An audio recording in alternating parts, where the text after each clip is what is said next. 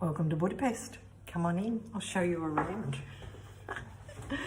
I can't believe it. I've got this wonderful apartment and usually I don't care about apartments. It's nice to have a kitchen. Look, I actually cooked. I've been over and bought some food. Nothing brilliant, but the supermarket's across the road and I am in the middle of the heart of town. So I couldn't be more excited. I've got a big ass bathroom with a bath and yep. But it's in a historic building. The ceilings are way up there. Got a laundry out on that side as well, just with the machine. I'm gonna flick you around and show you. I'm not going to flick you around because it doesn't flick while I'm recording.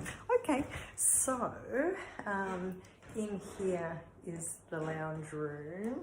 One lounge, two lounges. Got a TV in here. I've got the dining room. It's got big ass ceilings. We've got bunk beds in here because obviously they cater for families. Big beautiful windows, got the aircon happening up there. It's pretty old and little, and this is a big area to cool down, but that's okay because usually not in a room very much. But tonight, travelled here, I've been out, I've walked the block. I did about a square mile, I suppose you would say, just from one bridge to the next. Came in, walked in around the streets, having a look at all the new buildings to have a look at, and I've really enjoyed that. It's just mind-blowing how big the buildings are out there. They're a mixture of old and new. There's a lot that I won't put up because they're similar to what I've seen, so I'm looking for stuff that I haven't seen before. This is why I travel. I love the architecture. I love the feel of a place. I just went out to the supermarket then and it's 9 o'clock at night. It's probably about 23 degrees. It's beautiful and warm. It's packed out there. So I'm looking forward to getting out of a night time. Not tonight though. I'm gonna do the bath again. I'm still not had a night's sleep. I got about 4 hours last night. So I have a comfy bed. The other bed at the other place was a really hard foam. Look at those wardrobes, like 2-story high wardrobes. They're insane. And beautiful big windows, another telly in here. I remember the first trip I did, I made sure that I booked every place had a TV. That was part of the criteria. You don't realise until you visit other countries, they don't speak English on the TV anyway, so it's not something that should be of a concern. So I don't worry about it now. Unfortunately, I can't even cast to them. I'll try here though, because they've got quite a good setup here, so somehow I might be able to cast from my phone and watch stuff that, you know, I'd like to watch. Otherwise, I've just been watching my phone anyway. But really pretty glass on the windows. It's a very pretty apartment. Like I stated on my page, $90 a night here. So I'm in the heart, I'm in this big apartment and $90 a night. Now in Vienna, I paid $90 a night. I was in a very small box, but they provided a 3-course breakfast. It was brilliant. And I was 3 kilometers out of town.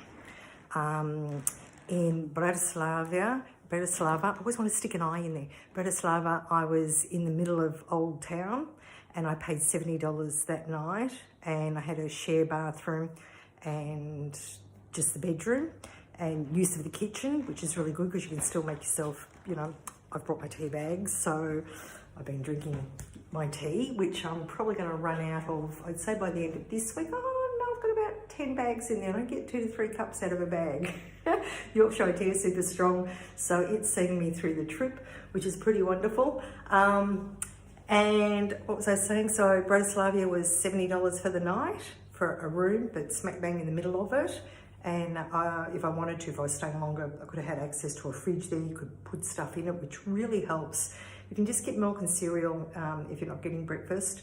They're the things that can save you money throughout the day. The apartment I just had in galore was a decent sized room, no kitchen facilities, but they put breakfast on as well. Not like in Vienna at the Corriton Hotel. It was just more of a cold breakfast. And in these countries, they love to offer you up plates of meat for breakfast, which I declined each morning, and salads and everything. Whereas Corriton, they did eggs and sausages, and it was just beautiful. They had just everything, and it was serve yourself there, and no one cared. They just kept the food coming. Whereas just in Győr there, they dished it out. And that's okay too. That was fine. And that cost me, I think that cost me $50 a night. I was there for 2 nights. I paid $100, so that was $50 a night. But God, I was grateful for the bath there. So my body really needed that, which was terrific. So I'm here, I'm in Budapest. The castle's the marker, so anywhere I go now, if I can get back to the castle, I know where I am. And I can't wait to get out and explore the area tomorrow. So 3-day pass here on all public transport was $24. Fabulous networks of transport in all of these countries. It's just been really good. Now it's weird because I've not done transport before, so it does show that I'm getting a bit older, but it's not even that. I can venture out further, which I've not done before. I've pretty much stayed in old towns because I've never spent longer than about 3 or 4 days in most places. So to spend a week in a place is a real luxury for me, and I've got about 3 or 4 countries on this trip that I'm doing, 6 to 7 days in. So I can really just knuckle down and enjoy them. I did anticipate that I'm, 4 years older and that I might need a little bit more rest. I did not anticipate not sleeping. I'm still swelling when I walk. So hopefully that settles in the next couple of days. It usually takes 2 weeks. I've had it before when I travel, the flight over, and fine, on the flight home, nothing happens. So that's me for today. I've put up the photos. It's stunning. It's exciting. There's lots of little bits and pieces that are on things that are just fun.